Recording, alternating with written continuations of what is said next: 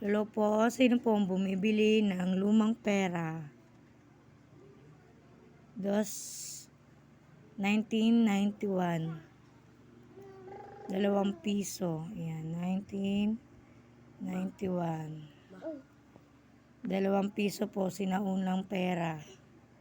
Noong 1991.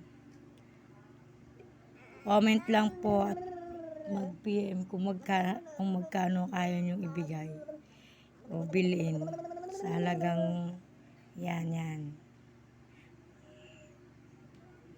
2 pesos, 2 piso, 1990 pa yan, naabutan ko pa to.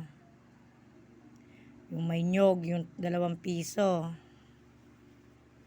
1991, ayan po siya, 1991. Kitang-kita naman po, di ba? Mag-PM lang po sa akin yung